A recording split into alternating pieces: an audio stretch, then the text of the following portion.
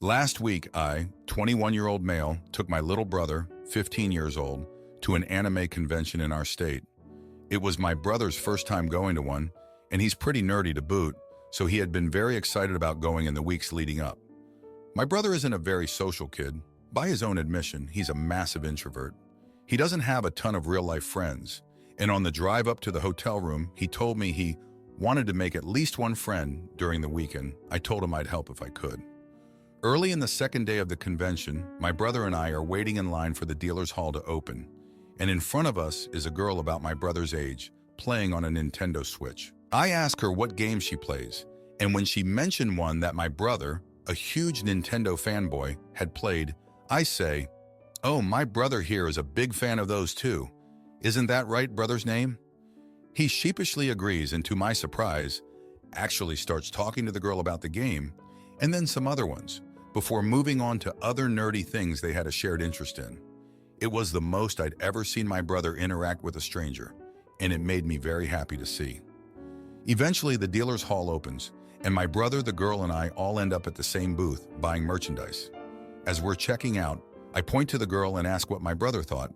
He just as sheepishly tells me that he thought she was cool and kind of cute. "You should go ask for her Discord. I bet she'd give it to you." "No," is all he says in response. When I press him on why, he says he's nervous about coming off as creepy, and besides, what if she says no?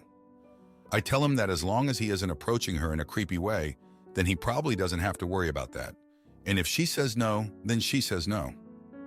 That rejection is part of getting to know people, and learning to handle it well when you're young would be a big help for when he's an adult. He tells me no again, and by that time the girl is gone anyways.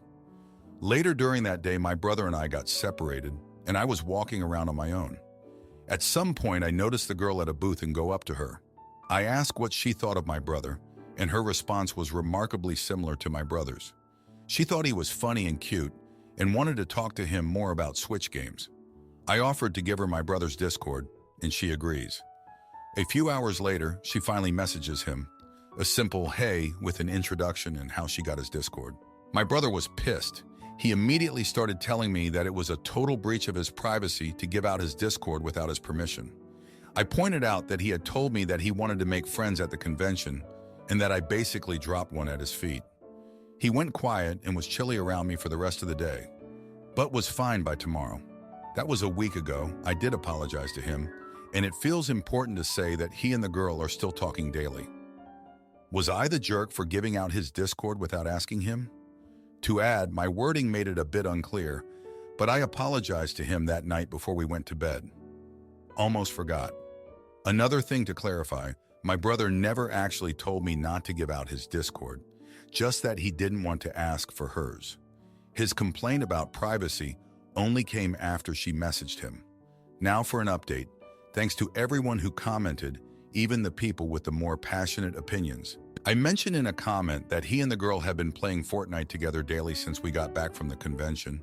School is out for the summer, so they basically play all day and well into the night, and all I hear from his room are the sounds of someone having a great time.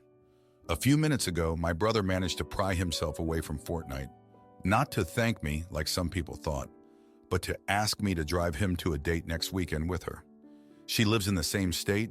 It was a big convention we went to, lots of people from out of state, and is only about half an hour away. They're gonna go see a movie and then hang out at an arcade. Now for a few comments before the update. Comment 1, not the idiot. You pushed him a little out of his comfort zone, and he reacted in a way someone who is incredibly introverted would. As long as you don't push stuff like that on him too far or too often, it's actually good for him. Little nudges are healthy for people like that, in my opinion. FYI, I'm a huge introvert. Comment 2. Surely you don't expect to get serious answers on this from the vast majority of Redditors who never leave their rooms. You analyzed the situation and did a proper older brother thing. Not the idiot. Now for the update. Hey everyone, thanks for reading the last post. So things have taken quite a turn since my brother's date with the girl from the convention. The date itself went well. I drove him to the movie theater and they watched some superhero flick. After that, they went to the arcade next door. I hung around in the parking lot just in case he needed a ride home earlier than planned. When he finally came out, He was grinning from ear to ear. He told me they had a blast and even won a few prizes together. I was happy for him, thinking everything was going great. But here's where things started to get complicated. The next day, my brother was acting weird. He was quieter than usual and seemed distracted. I asked him what was up, and he just shrugged it off, saying he was tired. I didn't push it, figuring he might just need some time to process everything. Later that evening, I overheard him arguing with the girl on Discord. It was about something trivial, like which game to play next, but it escalated quickly. He slammed his door shut, and I could hear him muttering under his breath. I knocked and asked if he was okay, but he told me to leave him alone. The following day, he was still in a funk. He barely touched his breakfast and spent most of the day in his room. I decided to give him some space, hoping he'd come around. But by the third day, I couldn't take it anymore. I knocked on his door and asked if we could talk. He finally opened up and told me what had happened. Apparently, during their date, the girl had mentioned that she was moving out of state in a few weeks. She had known about it for a while, but didn't want to bring it up earlier because she didn't want to ruin the fun they were having. My brother felt blindsided and hurt that she hadn't told him sooner.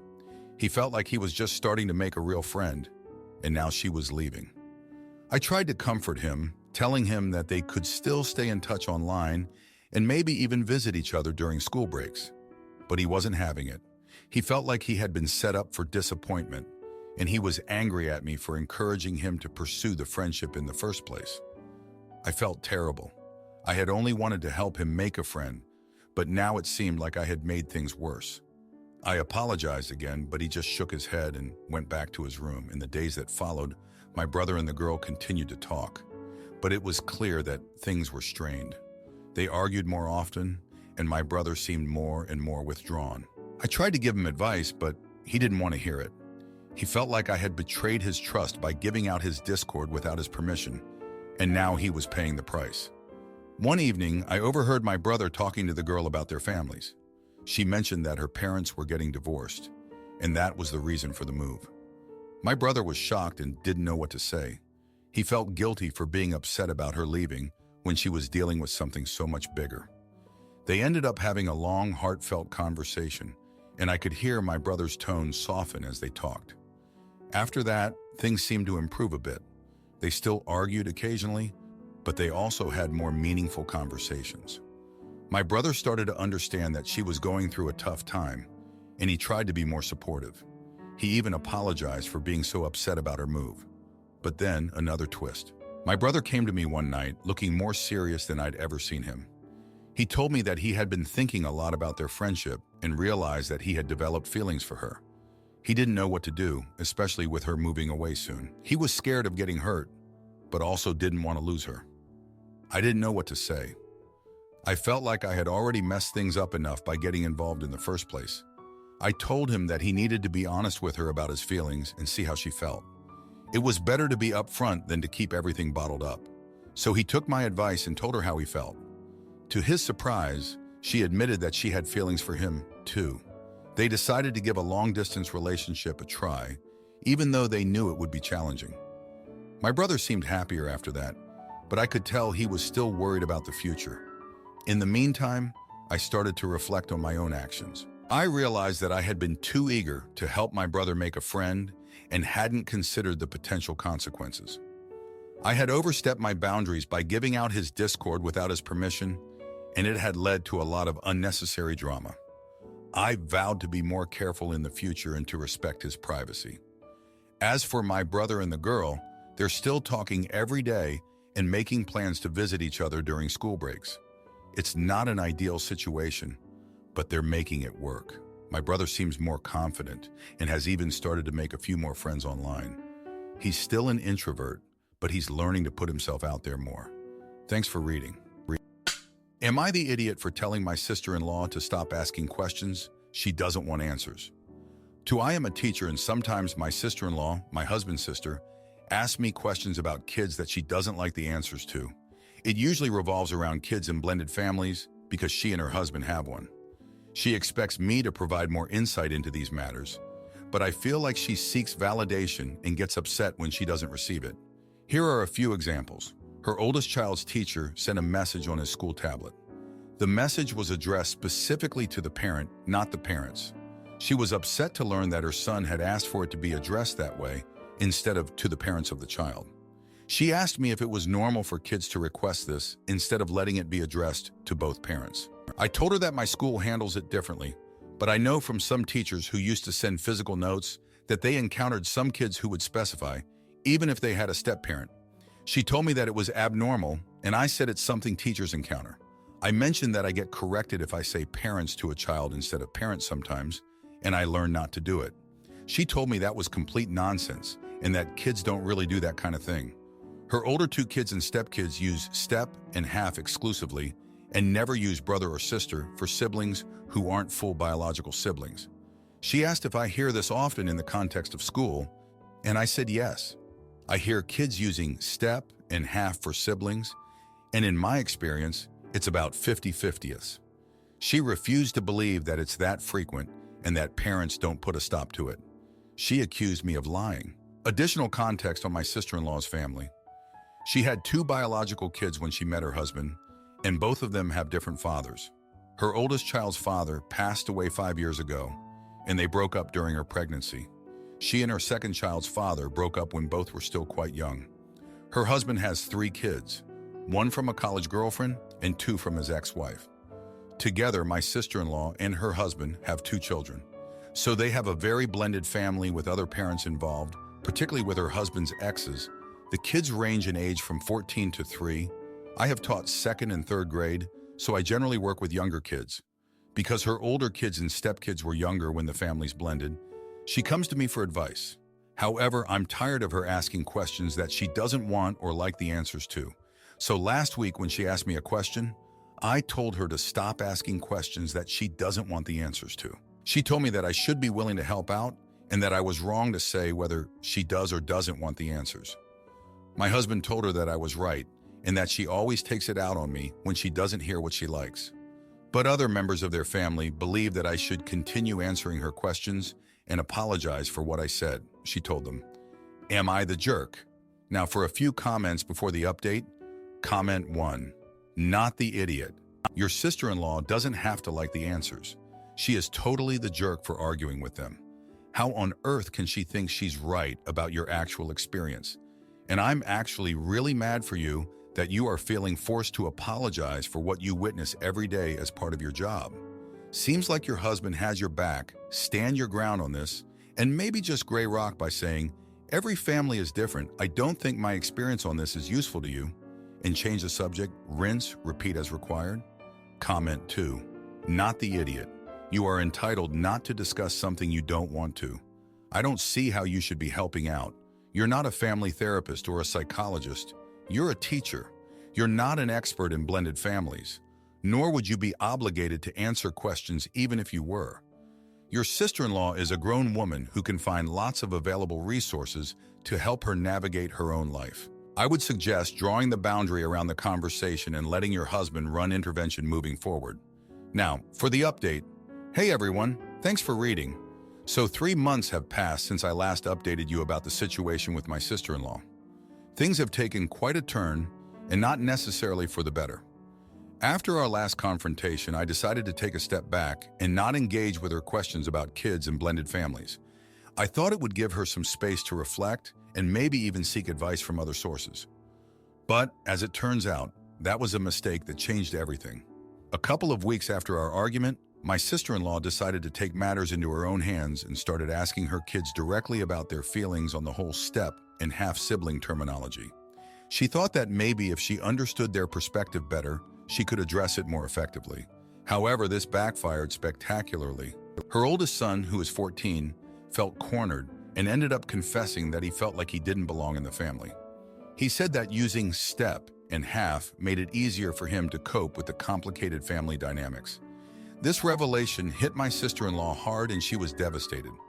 In her emotional state, she called me, crying and asking for advice on how to handle the situation.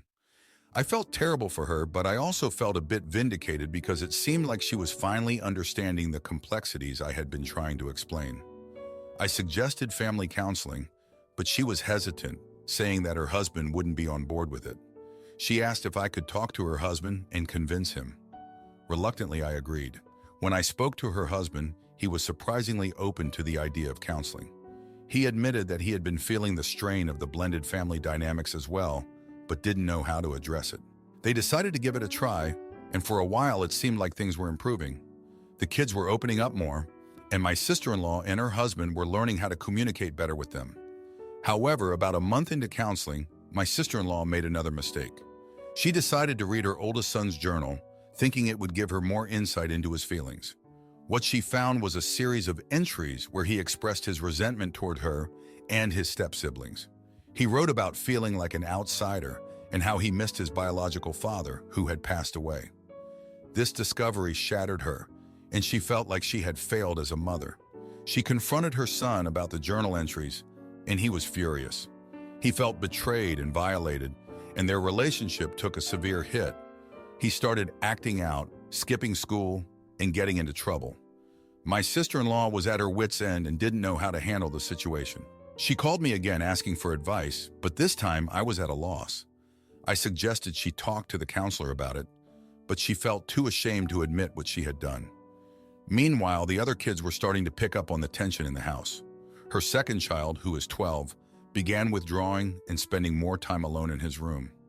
The younger kids were acting out more, and the whole household felt like it was on the brink of chaos.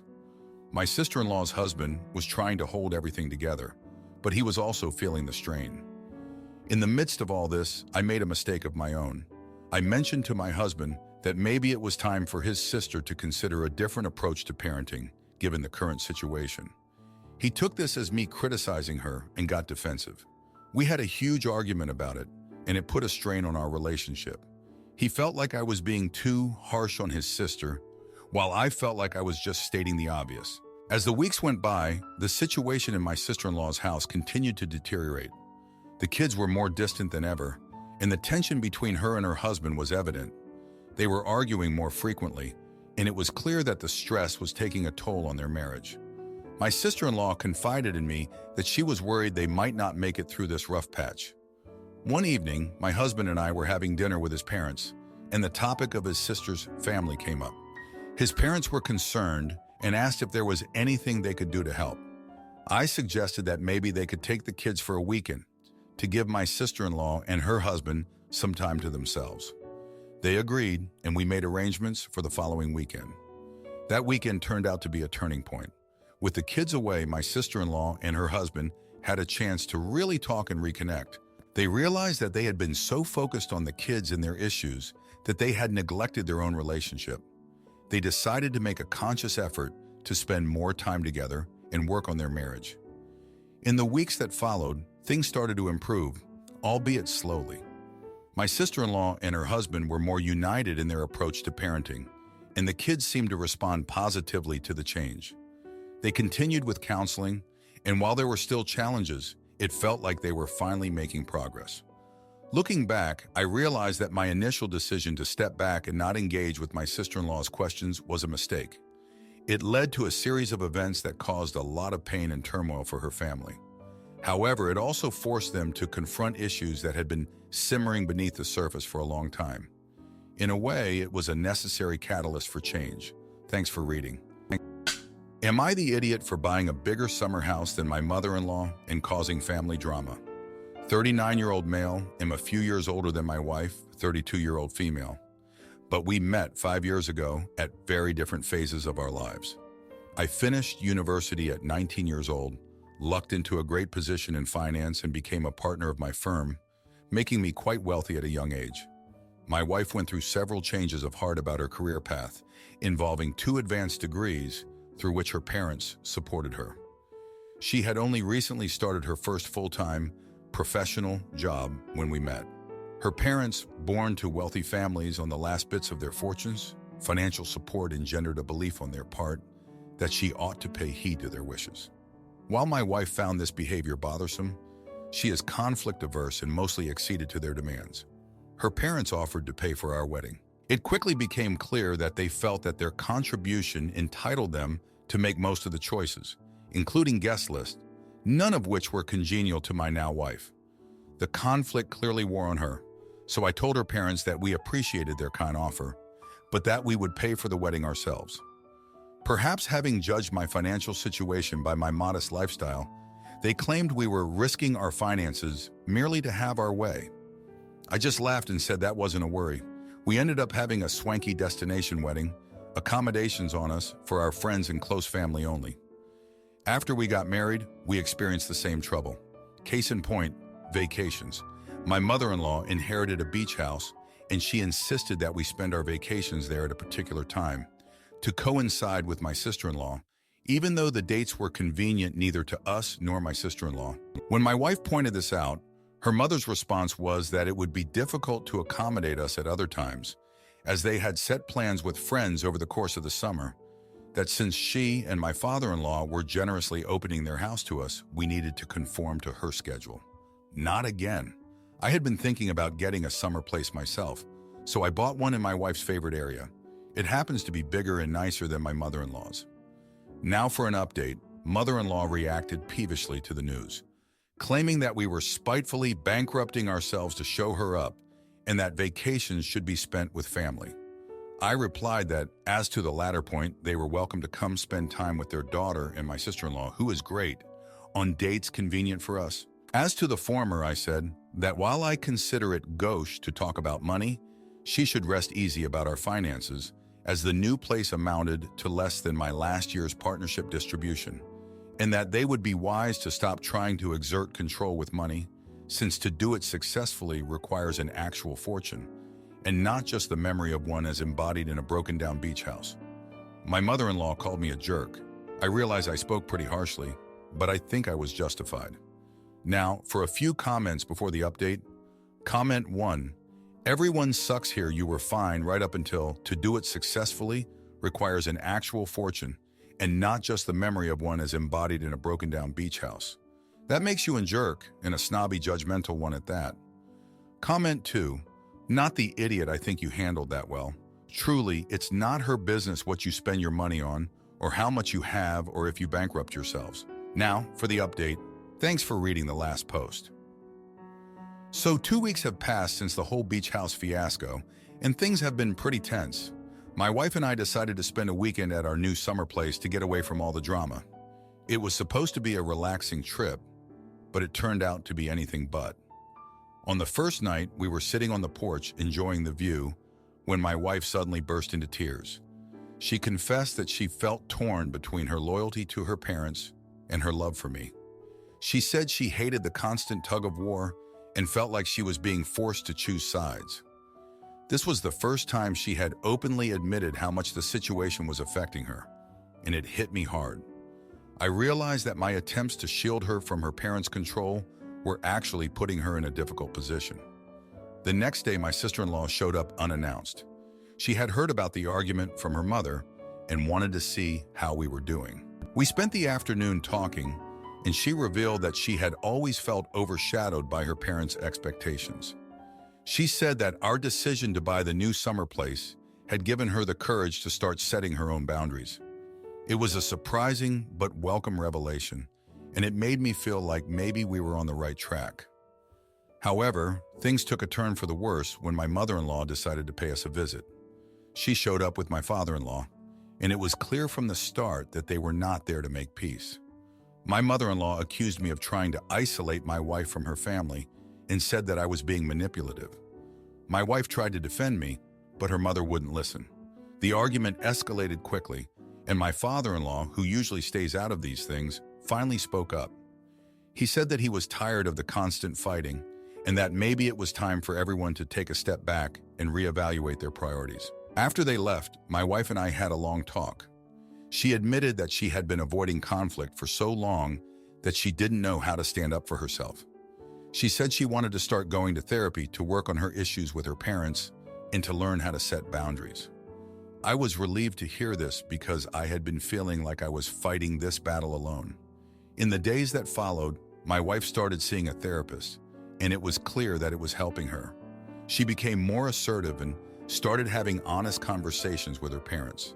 She told them that while she loved them, she needed to live her own life and make her own decisions.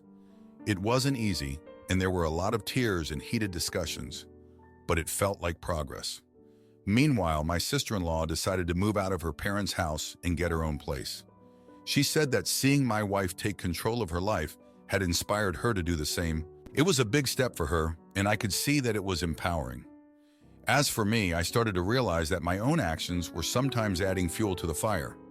I had been so focused on protecting my wife that I hadn't considered how my confrontational approach was affecting her.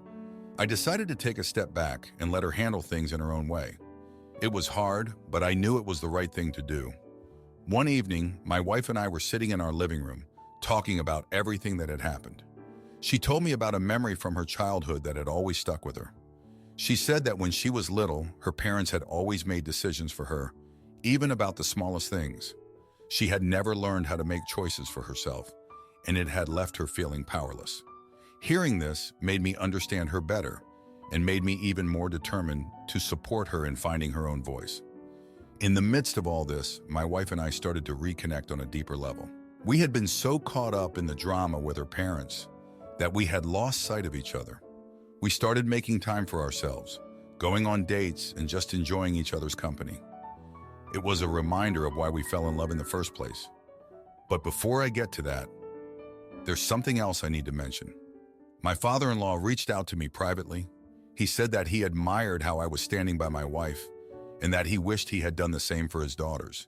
He admitted that he had let his wife take the lead in their family and that he regretted not being more involved. It was a surprising and heartfelt confession, and it made me see him in a new light.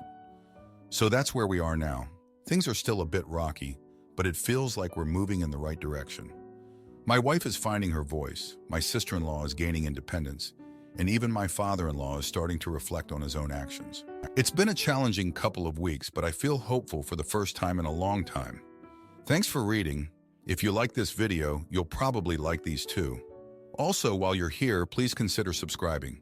It's your support that keeps this channel alive and allows me to make better and longer videos. Have a great day.